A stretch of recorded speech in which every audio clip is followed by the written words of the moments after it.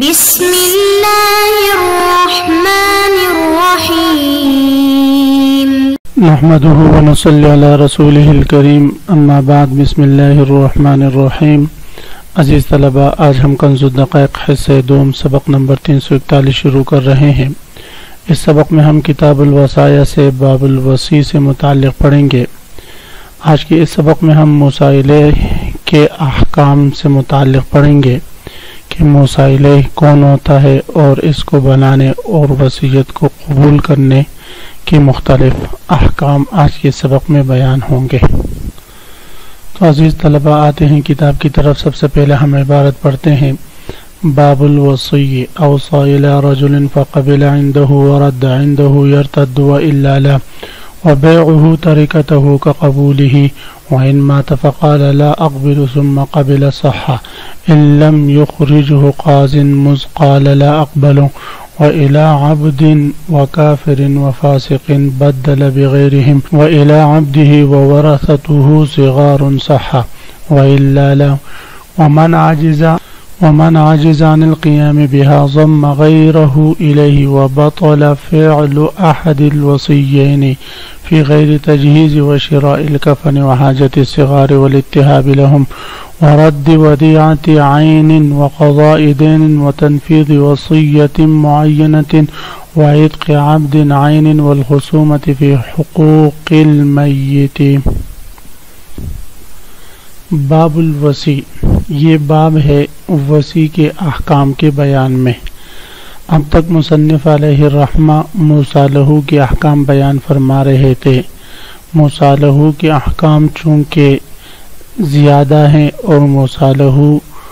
کی ضرورت زیادہ پڑتی ہیں، اس لیے مصنف علیہ الرحمہ نے موسیٰ لہ کے احکام پہلے ذکر کیے، یعنی جس کے لیے وصیت کی جاتی ہے۔ اور اب اس باب میں مصنف علیہ الرحمہ موسیٰ الیہ کے احکام بیان فرما رہے ہیں۔ موسیٰ الیہ یا وصی اس شخص کو کہا جاتا ہے جس کو موصی اپنے مرنے کے بعد اپنے معاملات میں نائب بنا کر جاتا ہے۔ اس کو موسیٰ الیہ یا وصی کہا جاتا ہے، یعنی وصیت کے احکام جس کے سپرد کیے گئے ہوں کہ میرے اس وصیت کو آپ نے نافذ کرنا ہے، تو اس کو وصی یا موسیٰ الیہ کہا جاتا ہے۔ تو اس باب میں وصی کے مختلف احکام بیان ہوں گے۔ سب سے پہلے وصی کی قبولیت اور عدم قبولیت کا مسئلہ ہے۔ ظاہر ہے کہ وصی اس موصی کی وصایت کی ذمہ داری قبول کرے گا تو تب وہ موسیٰ الیہ بنے گا، اس کی قبول کرنے کے بغیر وہ موسیٰ الیہ نہیں بنے گا، اس لیے کہ ویسے ہر کوئی اپنے اوپر کسی کی خواہ مخواہ ذمہ داری نہیں اٹھاتا کسی کام کی، تو اس لیے جب تک وہ قبول نہ کرے تو اس وقت تک وہ موسیٰ الیہ نہیں بنے گا۔ قبول کرنا پھر فعل سے بھی ہو سکتا ہے اور فعل سے بھی ہو سکتا ہے، جس کی تفصیل آ رہی ہے۔ اوصى الى رجل فقبل عنده ورد عنده يرتد، اس عبارت میں مصنف علیہ الرحمہ یہ مسئلہ بیان فرما رہے ہیں کہ اگر کوئی شخص کسی کو وصی بنا دے اور وہ وصیت اس موصی کے ہاں قبول کر دے کہ میں آپ کی اس وصیت کو قبول کرتا ہوں اور میں آپ کا وصی ہوں، آپ کے مرنے کے بعد آپ کی وصیت کے مطابق عمل درآمد کروں گا، ورد عنده، لیکن پھر ایک دو دن کے بعد آ کر کہا بھائی یہ ذمہ داری مجھ سے نہیں نبھائی جاتی، لہذا میں اس وصیت کو رد کرتا ہوں اور آپ کی جو وصیت میں نے قبول کی تھی اس سے میں معذرت کرتا ہوں، یرتد، تو اس کی یہ وصیت رد ہو جائے گی اور اب وہ موسیٰ الیہ باقی نہیں رہے گا۔ وَإِلَّا لَا، وَإِلَّا لَا استثناء ہے یرتد سے، یعنی اس نے اگر اس موصی کی زندگی ہی میں اور اس کے موجودگی میں معذرت کر لی تو اس کی یہ استعفاء اور یہ معذرت قبول کر دی جائے گی۔ وَإِلَّا لَا، اگر موصی دنیا سے رخصت ہوا اور اب ضرورت پڑتی ہے کہ اس کی وصیت کے مطابق عمل درآمد ہو جائے۔ اب موسی گویا کہ اس مسائلے کے محتاج ہے۔ اب اگر یہ رد کرنا چاہتا ہے کہ وہ دنیا میں موجود نہیں ہے تو لا یرتد، اب موسی کے علم میں لائے بغیر وصیت کو رد کرنا یہ رد نہیں ہوگا اور یہ بدستور موسیٰ الیہ یا وصی ہی باقی رہے گا۔ اسی طرح اگر اس کی زندگی میں اس نے وصیت کو رد کی لیکن اس کی موجودگی میں نہیں، اس کو اس کے رد کرنے کا علم ہی نہیں، تو تب بھی یہ رد شمار نہیں ہوگا جب تک کہ اس کو علم نہ ہو جائے اس کے رد کرنے کا۔ وَبَيْعُهُ تَرِكَتَهُ كَقَبُولِهِ، اب مصنف علیہ رحمہ فرما رہے ہیں کہ اگر اس نے زبان سے قبول کر لی کہ مجھے قبول ہے تو یہ بھی موسیٰ بن جائے گا، وصی بن جائے گا۔ اسی طرح اگر موسیٰ فوت ہو چکا اور اس نے اس کے طریقہ کو، موسی کے طریقہ کو بیچ دیا کسی خاص مصلحت کی بنا پر، تو وصی کا موسی کے طریقہ کو بیچنا یہ عمل اس کی وصی ہونے کو قبول کرنے پر علامت ہے، گویا کہ یہ عملاً اس نے اس کی وصایت قبول کر لی اور ابھی موسیٰ الیہ بنے گا۔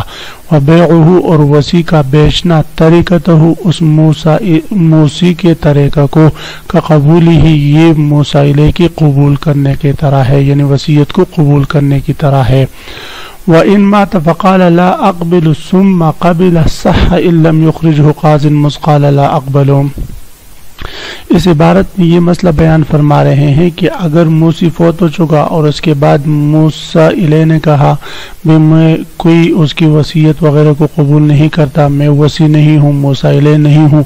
تو فرماتے ہیں ہم نے پڑھا کہ اس صورت میں تو اس کا یہ رد کرنا جو ہے یہ قابل قبول نہیں ہے اور یہ وصی ہی باقی رہے گا۔ پھر بعد میں اس نے کہا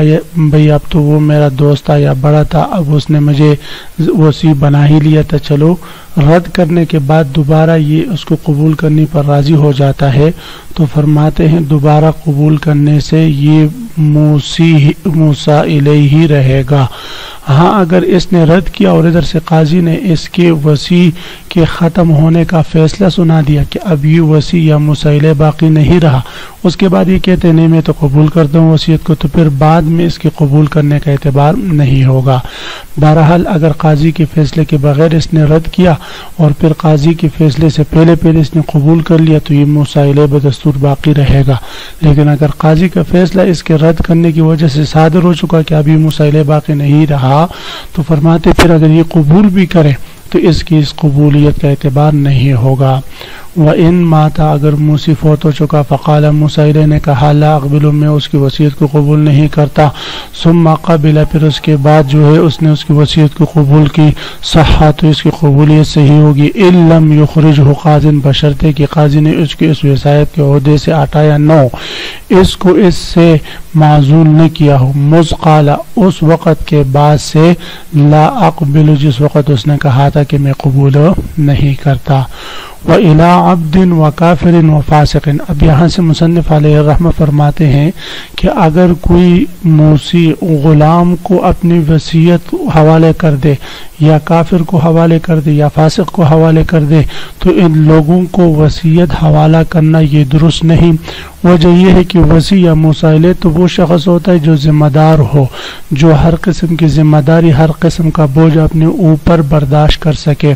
غلام بیچارہ تو خود اپنے مولا کا محجور ہے، پابند ہے، وہ کسی کی ذمہ داری اپنے اوپر نہیں لے سکتا، لہذا غلام کو ذمہ دار وصی بنانا یہ درست نہیں۔ وکافر، اسی طرح کافر کو، اس لیے کہ وصی کے تمام معاملات مبنی بر امانت ہوتے ہیں اور اس مبنی بر مصلحت ہوتے ہیں، اور کافر تو دشمن ہے، وہ کسی بھی صورت کسی بھی وقت جو ہے مصلحت کی راہ کو اور نیک نیتی کے راستے کو چھوڑ سکتا ہے۔ فاسق کو بھی بنانا درست نہیں، وجہ یہ ہے کہ فاسق تو گناہگار ہے اور وہ خیانت میں متہم ہو چکا ہے، تو وہ بھی مصلحت کے راستے سے ہٹ سکتا ہے۔ تو اب اگر ان لوگوں کو یعنی غلام کو، کافر کو اور فاسق کو اگر کسی نے وصی بنایا تو بدل بغیرہم، قاضی کی ذمہ داری بنتی ہے کہ فوراً ان کے متبادل دوسرے لوگوں کو وصی مقرر کر دے۔ بدل، تو قاضی ان وصیت کو تبدیل کر دے، بغیرہم، ان لوگوں کے علاوہ کے ساتھ۔ اور ان لوگوں کے علاوہ صحیح مسلمان دیانتدار اور آزاد آدمی کو جو ہے وہ وصی مقرر کر دے۔ وَإِلَىٰ عَبْدِهِ وَوَرَثَتُهُ صِغَارٌ صَحَّ، اس عبارت میں مصنف علیہ الرحمہ یہ مسئلہ بیان فرما رہے ہیں کہ اگر کوئی شخص اپنے غلام کو وصی بنائے، وَوَرَثَتُهُ صِغَارٌ، اس حال میں کہ اس کے ورثہ ابھی چھوٹے ہیں، بچے ہیں، تو اس کا اپنے غلام کو وصی بنانا یہ درست ہوگا۔ کیوں بھئی؟ اس لیے کہ غلام اس کا اپنا تھا، لیکن جب یہ دنیا سے جا چکا تو اب یہ اس کا اپنا نیک غلام ہے جو اس کی وصیت کو پورا کرے گا، اور اب اس غلام پر کسی مولا کی جو ہے پابندی بھی نہیں، اس لیے کہ جو موسی کے ورثہ ہیں وہ ابھی نابالغ ہے، اور نابالغ لوگ جو ہے اپنے غلام پر جو ہے تصرف نہیں کر سکتے، تو اس لیے اپنے ایسے غلام کو وصی بنانا درست ہے کہ جب اس کے ورثہ چھوٹے ہوں۔ اگر ورثہ اس کے بڑے ہوں تو اس صورت میں پھر اس غلام کو وصی بنانا درست نہیں ہوگا۔ کیوں بھی؟ اس لیے کہ جب ورثہ بڑے ہوں گے تو وہ اس غلام کے مولا شمار ہوں گے، اس کو محجور، وہ پابند ہو جائے گا ان کے احکام کا، ان کے حکم کو ماننے کا، تو اس صورت میں پھر اس غلام کو وصی بنانا درست نہیں ہوگا۔ وَإِلَىٰ عَبْدِهِمْ، اگر کسی نے وصیت کر لی اپنے غلام کی طرف، وَوَرِثَتُهُ صِغَارٌ، اس حال میں کہ اس کے ورثہ بھی چھوٹے ہوں، صحّ، تو اس کی وصی بنانا درست ہوگا غلام کو۔ وَإِلَّا لَا، اگر بڑے ہوں تو پھر اس کا غلام کو وصی بنانا درست نہیں ہوگا۔ ومن عجز عن القیام بها ضم غیرہ الیہ، اس عبارت میں مصنف علیہ الرحمہ یہ مسئلہ بیان فرما رہے ہیں کہ اگر کوئی شخص کسی کو وصی بنا دے، زید نے عمر کو وصی بنایا، لیکن عمر بیچارہ اتنا سادہ لو انسان ہے کہ اب وہ اس وصیت کو پورا کرنے سے عاجز ہے، اس وصیت کے مطابق عمل کرنے سے عاجز ہے، کسی بھی وجہ سے، عدم مہارت کی وجہ سے یا کسی اور وجہ سے، کئی وجوہات ہو سکتی ہے، وہ کام وہ نہیں کر سکتا موسی کی وصیت کے مطابق، تو اب قاضی کی ذمہ داری بنتی ہے کہ اس کے لیے کوئی معاون مقرر کر دے، اس کو معزول نہ کرے بلکہ اس کا معاون مقرر کر دے جو وصی یعنی موصی الیہ کا معاون بنے گا، اور یہ دونوں پھر جو ہے اس موسی کی وصیت کے مطابق وہ معاملہ کر دے جو موسی نے ان کے حوالہ کیا ہے۔ فرماتے ومن عاجز عن القیام، جو شخص جو ہے وصیت کو قائم کرنے سے، وصیت پر عمل کرنے سے عاجز ہوا، ضم غیرہ، تو قاضی اس کے علاوہ دوسرا اس کے ساتھ ملا دے، الیہ، اس وصی کے ساتھ۔ وبطل فعل احد الوصیین فی غیر التجہیز، اس عبارت میں مصنف علیہ الرحمہ یہ مسئلہ بیان فرما رہے ہیں کہ بعض اوقات موسی دو لوگوں کو اپنا وصی یعنی موصی بنا لیتے ہیں، زید اور عمر دونوں کو طیب نے اپنا وصی بنا دیا، تو اب طیب کا زید اور عمر دونوں کو وصی بنانا، اس میں حکمت یہ ہے کہ یہ دونوں باہم مشاورت سے، باہم مصالحت سے، باہم اتفاق اور اتحاد سے میرے مرنے کے بعد میرے ورثہ جو چھوٹے ہیں، نابالغ بچے ہیں، ان کے بارے میں باہم مشاورت سے صحیح فیصلہ کرے۔ تو گویا کہ موسی ایک بندے کے رائے، ایک بندے کے عقل اور ایک بندے کے فیصلے پر راضی نہیں ہے، دونوں کے متفقہ فیصلے پر راضی ہوگا، لہذا اب ان وصیین، دونوں وصیوں میں سے کسی ایک کے لیے جائز نہیں ہے کہ دوسرے کی اجازت یا اس کو اطلاع کیے بغیر کوئی فعل کرے، جب تک کہ دونوں کسی معاملے میں باہم مشاورت نہیں کرتا، کسی معاملے کو کرنے میں باہم اتفاق نہیں کرتے، اس وقت کسی ایک وصی کا جو ہے کوئی فعل کرنا وصیت کے معاملے میں یہ درست نہیں ہوگا۔ تو یہی فرماتے وَبَطَلَ فِعْلُ أَحَدِ الْوَصِيَّيْنِ، وصیین میں سے کسی ایک کا فعل تنہا اسی کا فعل ہو جس میں دوسری کی رائے، دوسری کا علم شامل نہ ہو،